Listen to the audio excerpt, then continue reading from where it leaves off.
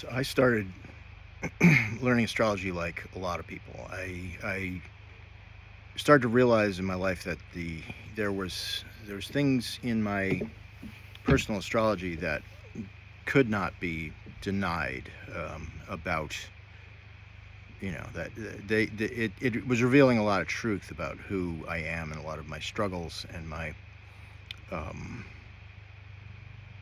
my presence in this realm was unlocked in a lot of ways through astrology. But once I started to really double down on the mythic aspects of astrology and really start pulling on the threads of what the zodiac really is and how it's constructed, I started comparing that to what I know about um, ancient understandings of cosmology and how the world works. There's a lot of stuff that is missing, that can't really be accounted for.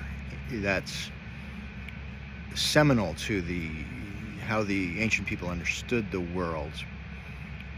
And specifically, I'm speaking of Bacchus or Dionysus.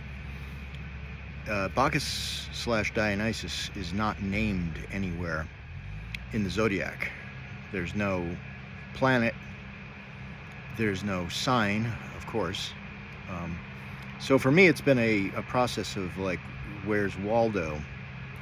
Where's Dionysus? And I came to the conclusion that Dionysus is everywhere. The whole zodiac is telling the story of Dionysus. Because the story of Dionysus is the story of the life force itself. And really the story of Persephone and Pluto or Hades, it really can't be told without looking at the whole zodiac and how it works and understanding the seasons, because the zodiac tells the story of the seasons in an extremely human way. So that's been the focus of my book has been an attempt to deconstruct the zodiac, to give it meaning, to be able to understand why archetypes do well in certain places, why the planets fall in other places, why they rule, why they fall, why they get into trouble. And also there's a bunch of other information out there from another form of astrology, which is called the mansions of the moon.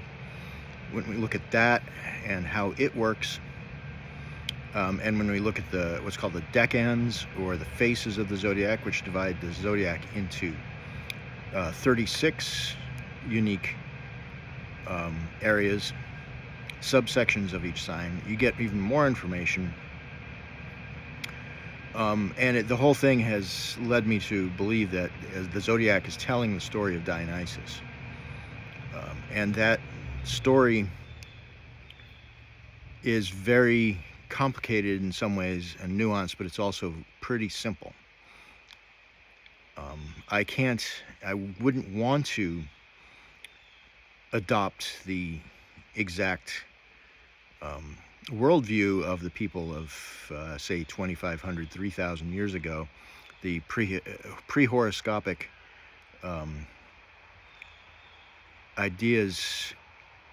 I would, however, say that we need to understand them to really understand what the zodiac's trying to tell us. If you're interested in this line of thinking, because I believe this unlocks a great deal more depth and beauty in the zodiac that's really hidden unless we go down this road. And it's in many ways, some of it's unpleasant. Some of it's really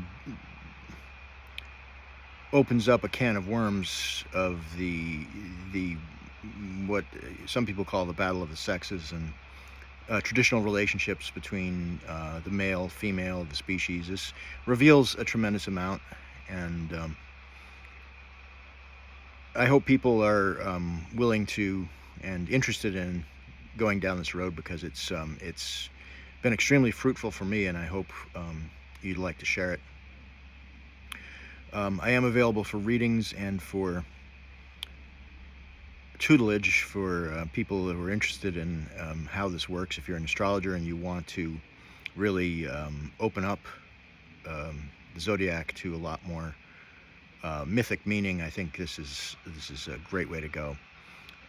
My website is michaelmsuter.com, and my Substack is Daimon, Daimon, Seed Astrologer.